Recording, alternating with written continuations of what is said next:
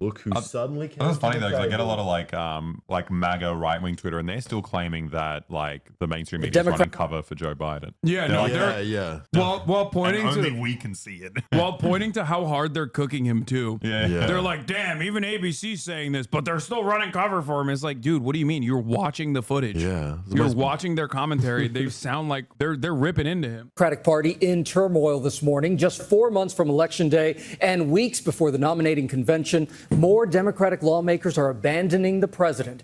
ABC's Selena Wang joins us now from the White House with the latest. Good morning, Selena. Hey, good morning, Gio. President Biden is trying to stop the bleeding, but panic in the Democratic Party is only spreading. More donors and allies I'm speaking to say the president is in denial about his ability to defeat Donald Trump. This morning, crisis in the Democratic Party deepens. Now a fifth Democratic lawmaker calling for President Biden. Yeah, there's not any new photos you can use that look good. That, to be fair to the media, they can't do nothing about that. To drop out of the race. Congresswoman Angie Craig from Minnesota saying, I do not believe that the president can effectively campaign and win against Donald Trump. Not with that More attitude. lawmakers could soon join the chorus. Minority Leader Hakeem Jeffries is planning to hold a meeting with Democratic leaders in the House this afternoon, sources tell ABC News. And ABC News has also learned Senator Mark Warner is working to get a group of Senate Democrats together to discuss whether Biden should step aside. Senator Tammy Baldwin from Battleground, Wisconsin, says she'll have lots. I like that. Biden's response to that was, he's just jealous. He wanted to run for president one time. Like, that was cool. Not that it's like a genuine panic setting within the Democratic Party, because like for the first time, the top of the ticket is actually hurting the chances of down ballot races, because the down ballot races are outperforming the top of the ticket. And it's actually just like that he's jealous. Lots of discussions with her colleagues when Congress reconvenes on Monday. I'll be seeing and interacting with my colleagues. I'm sure we'll have lots of discussion. But when George Stephanopoulos asked what Biden would do if top members of Congress asked him to step aside, the president was defiant. Well, it's like, we're not going to do that. You sure? Well, yeah, I'm sure. Look. I mean, if the Lord Almighty came out and said, Joe, get out of the race, I'd get out of the race. The Lord Almighty's not coming down. More donors are sounding the alarm after that interview. Mega donor Reed Hastings, the co-founder of Netflix, saying Biden is unfortunately in. It would be pretty funny if you I can't say it. Never mind. The Lord Almighty could come down. That's all I'm going to say. That happened. That's not like He's at a point. Age, let's just say he's at a point in his life where like he could be visiting the Lord Almighty soon. You know what I mean? Like that's not outside of the question. In denial about his mental state. He needs to step aside to let a vigorous Democratic leader beat Trump. They're trying to push me out of the race. Well, let me say this as clearly as I can. Oh, he's loud. He can yell. But who? Like, it's a dog whistle. He's talking about Muslims. They're trying to put no. They're trying to push me out of the race. Like, what? Who, bro? It's the same energy as like when I get knocked down, I get back up again. And it's like, who knocked you down? You knocked yourself down. Nobody knocked you down. You're old. He's been busy doing wars. Yeah. And NATO. I've been doing NATO and wars. I'm staying in the race. Even after Biden's fiery campaign rally in Wisconsin on Friday, not all voters there were convinced. How would you say this rally changed or didn't change your perception of the president? Well, I wouldn't say it changed my perception of the president. I mean, I think what happened last Thursday night was worrisome. Thursday made me worry, and I think I have a sneaking suspicion. I don't think it's unfounded, and I don't want to be controversial here when I make this assessment that these people are just Democratic Party loyalists and will happily vote for anyone that is on the top of that ticket, and not necessarily Joe Biden loyalists who are like really motivated that Joe Brandon is running. Is that? Am I crazy? What is the protocol? Can they replace him with anyone, or is it like just go to Kamala? They could replace him with anyone, but Kamala is probably the safest bet. I'm just saying. I feel like these guys wouldn't. I don't think there would be any people that would be like, oh, well, I'm not voting for the Democratic Party now that Joe Biden isn't running. No, I saw that kid on TikTok. He seems pretty pro-Biden. No, Harry Hasan? Are you kidding me? He would fucking gladly vote for whoever the fuck is on the Democrat. He's just a Democratic guy. Right. No, I think Biden makes a compelling case. I think there are some real dyed-in-the-wool Biden supporters. They're out there. Yeah. He does a good as job. Yeah. He constitutes a dire threat. If he drops out, all the fucking Brandon loyalists are just going to be, never. They're like, only for Brandon do we vote for the Democratic Party. They should bring back the Dark Brandon meme. I feel like that might push him over the line. Oh my God. Funny you should say that because it's coming back. Hold on. Here it is. Weapon. Voter, we need Dark Brandon back. Dark Brandon, you got your glasses? I got my glasses. I'll tell you what. You rock. Dark Brandon's coming back. Yeah! And by the way. I'll tell you what. Dark Brandon, you got your glasses? I got my glasses. I'll tell you what. You rock. Dark Brandon's coming back. Now, these people like him. I think if I had dementia, I'd be so happy to see some representation in the White House. Yeah. They're like, finally, someone who has it. the same medical problems that I do. He's been speaking well. The gates of I'm going to come to the overflow room. What? Dude, that's okay. No, that's a winning strategy. I'm not even kidding. What does that mean? He's going to come in the overflow. He's going to jerk it. What he's is going the to overflow? jerk it. Is the overflow room a place? Yeah. Like he's going to go and fire nuts off in the overflow room. Well, people love it. His hands are in the air. I think this is a solid electoral strategy. He needs to start talking about how he's nutting a lot. Think about it. Gooners for Corbyn. One Corbyn in Islington North. He posted up with the fucking Gooners and he won as an independent. The Gooner vote is pretty powerful. We always talk about the white woman vote, but the Gooner vote is also just as powerful, I think. He could do it. What are you doing? Just communicating. She understands. You guys have your own little He's way bounced of talking? back Oh, yeah. in this kind of setting. I want to see him in other settings. The Biden campaign believes they can still turn things around by getting the president out on the trail more. He's making 2 campaign stops in Pennsylvania today, but many in the party are saying there's really not much the president can do to change his image. The damage, they say, is already done. Whit. Selena Wang for us. Thank you so much. Before the president sat down with George Stephanopoulos, he spoke with 2 black radio hosts in the battleground states of Wisconsin and Pennsylvania. Both are with me now. Earl Ingram is the host of the Earl Ingram Show in Milwaukee, and Andrea Lawful Sanders is the host of The Source on WURD in Philadelphia. Welcome to you both. Congratulations on such a big week. And Earl, let me start with you. And I'm going to play here the president's answer to your question about his performance in the debate. Here's what he told you. I had a bad night. And the fact of the matter is that, it was, I screwed up. I made a mistake. And, but I learned from my father, when you get knocked down, just get back up. Get back up. Did you hear the version of the president, similar to one we saw at the debate, that alarmed so many Democrats? Gauge for me what your exchange was with the president. Well, you're talking about a person, myself, who has followed the president for over 45 years. I've watched him from a very when I was a very young man to where he is now. Clearly, not just the president, but any person over a 45-year period there's going to be some changes to who they were. As this guy still sounds pretty like. I'm not surprised that Joe Biden is not who he was 45 years ago. I am a little surprised that the Joe Biden of today is different from the Joe Biden of 2 years ago, of even a year ago. He's not. How so?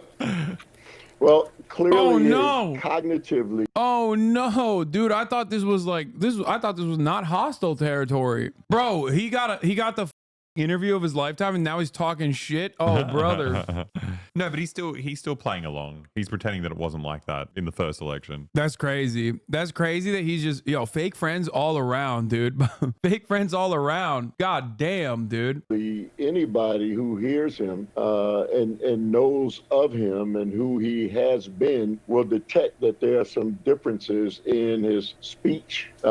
People attribute that constantly to the fact that he has a speech impediment. He's always had a speech impediment. Biden's like, I didn't believe in magic before I saw my dogs turn into snakes. They're doing the damn thing. Cut the malarkey, Jack. I thought we had something. You're sick. His entire life, but people hadn't been talking about the fact that he has a speech impediment until, the last few weeks. And clearly there's something that is different about President Joe Biden. Yeah.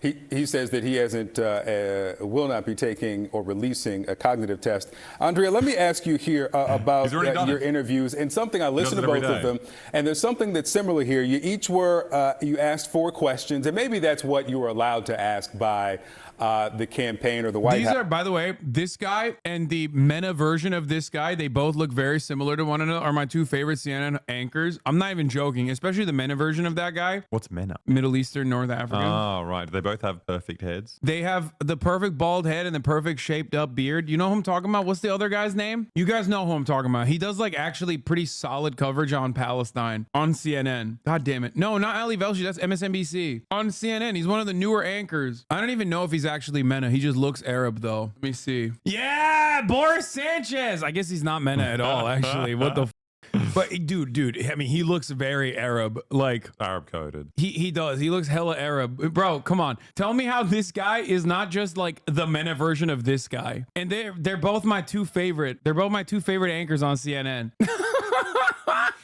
He is so Arab coded, it's not even funny, okay? MENA, what? Yeah, Boris Sanchez, he's Latino. But like, obviously, as you guys know, Flexicans are Turks, so, and to be fair, global Latina belt. Bro, if this motherfucker went to Egypt, they literally would not cook him in the cabs. He would be paying the local rate for the taxis because everyone would just immediately take him for granted. They'd be like, oh no, you're like an Arab guy. You're one of us. I'm not even joking. MENA, Mexican North America. Al-Andalus still lives in this man. Bald, by the way. I know. I do love my balds. Anyway, let's continue. But they were essentially the same questions, both interviews, about accomplishments, progress in your respective state, what's at stake in the election, what he has to say about his debate performance, and what he would say to voters who think their vote doesn't matter or might sit this election out. Were those questions given to you by the White House, or did you have, or the campaign, or did you have to submit questions ahead of this interview? The questions were sent to me for approval. I approved them. Okay, so the White House sent the questions to you ahead of the interview? Yes. Okay. I got several questions, 8 of them, and the 4 that were chosen were the ones that I approved. Okay. And the reason I ask is not a criticism of either of you. It's just that if the White House is trying now to prove the vim, vigor, acuity of the president, I don't know how they do that by sending questions first before the interview so that the president knows what's coming. Let me play here a bit of your interview. This is... Wait, guys, I'm confused. Is this good?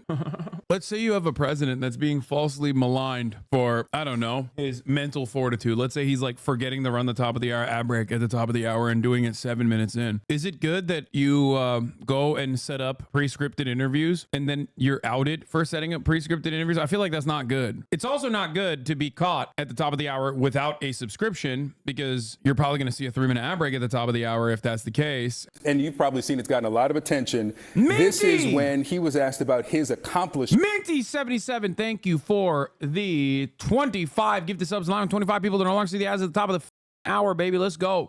As president, let's play it. I'm proud to be, as I said, the first vice president, the first black woman to serve with a black president. Did you hear, as it's being covered, the president say that he was proud to be the first black woman president? Because that's what the headlines all over the internet are suggesting. I find it interesting that they saw and heard that. What I got from him was that he was intimating that Kamala Harris was the first black woman vice. I mean, she's right. He up, but she's right. If you notice, like I'm there when it comes to shitting on Biden. I'll be there no matter what. And what is the first thing I said when that dropped? I said, under normal circumstances, this would be completely written off as like, oh, he's very obviously trying to say something, but he like it up a little bit on the delivery. He paused weirdly, whatever. But these are not normal circumstances. The narrative is now set that Biden is cognitively declining. All eyes are on him, and any kind of flub, and he has many flubs. Even when his mental cognition was actually A1, he still had a lot of flubs. Biden, for those of you who don't know, was always a gaffer. I don't mean that in like the Hollywood production sense of the word. Like he always gaffed. He was a gaff machine. He was always a bit of a goofy guy. He always made these like, you know, silly mistakes and stuff that maybe even made him a little bit more relatable at times. The problem is now people are not as charitable. So of course, this kind of mistake is going to be repeated over and over and over again. And that's the only thing you're going to hear from the media for the upcoming couple of months. President. Unless he drops out. And I guess with his speech impediment, they heard something else. And I find it interesting that that was the only thing that they picked out of that entire conversation and ran with it. Look, we have a hard way to go in this country. I am listening to the community that is speaking to me every single day on WURD radio. We are answering, looking at the things that are mattering to us. We can't afford to get excited and fumble about what folks are thinking about the president and his frailty and his speeches. We are concerned about the purging of the government in Project 2025. We have been talking about this on WURD since January, fully and completely. The slashing of the Department of Justice and dismantling the FBI and replacing their traditional independence from political pressure with fealty to the administration. Those are the things that matter to us in the Black community. So when I ask them, what matters most to you, that President Biden has this speech impediment or that he's slowing down versus the other person who has all these other things going on, they keep saying to me, we did it on Friday on The Source, we did it Thursday, we keep asking them, they keep saying the same thing. We want the Democrats to win because we feel like if we do anything else, it's going to be a problem for us. What I'm concerned about is that no one really seems to be in the community talking to the very people who... So this is why I say it don't matter if it's Brandon or someone else. Like, these people are not going to be like, oh, it's not Joe Biden. Well, I guess I'm not voting for the Democratic Party. These are if someone is willing to vote for the fucking carcass, they've already demonstrated their position that they would vote for anyone that's not Trump. So you can only go up from here. You're not going to lose voters. You're not going to lose voters for people who are saying 75% of Democratic voters are saying they want a different candidate and that Biden is too old to be president, to do the regular president work, right? And yet 30% of the voters are still like actively petitioning for Biden to keep running. Those 30% are not diehard Biden loyalists in the way that like the 30% are absolutely the diehard MAGA loyalists that love Donald Trump. Those 30%ers are literally the no matter who, vote blue no matter who guys, okay? The people who are like, I will vote for a ham sandwich over Donald Trump. I will vote for anyone, anything over Donald Trump. Those people are not going to turn around and be like, yeah, I'm not voting any longer. No, they're not neoliberals. Wait, no, brother, those people are not the Redditors, okay? Those people are like your aunts and uncles. A lot of Black women, for example. Older voters that have been diehard, lifelong Democratic Party voters. You know what I mean? Those are like the actual base of the Democratic Party's base of support. Also, this woman apparently lost her job, which had Biden's first interview post-debate but used cues after by the Biden team, says they have parted ways with the host. Practice of delegitimizing Black voices continues today. WURD radio is not a mouthpiece for Biden or any other admin. Accountability, Access, and a Path Forward, Why Black Media Matters by Sarah M. Lomax, president and CEO of Word Radio. She lost her fucking job. As a Black woman, I'm offended by the Dems in action, but you have a very valid point. Yeah, those people are gonna vote. Those people are like the old school Democratic Party loyalists. They're gonna vote no matter what. They don't care. If someone is demonstrating their capability of voting for Joe Biden at this stage, while still being very cognizant of the fact that his mental faculties are no longer what they used to be, that means they're going to vote for whoever the is on the Democratic ticket. So the way I see it is like, for the Democrats, you have only room to gain in this situation. Does that make sense? This is not a Trump calculus. For the Republicans, there are a lot of people who might not vote for the Republican ticket if it's not Donald Trump. No, I think you lose plenty of votes for people who only want white men in office. Yeah, it's ironic you say that because Barack Obama was incredibly popular, but who said there's not going to be a white man on the ticket? I never said that. By someone else would just mean Kamala, right? I mean, who knows? That seems like the most likely scenario at the moment as it stands, but it's probably going to be Kamala. Makes it easier. But yeah, it's unfortunate that she lost her job over this. This is pretty crazy.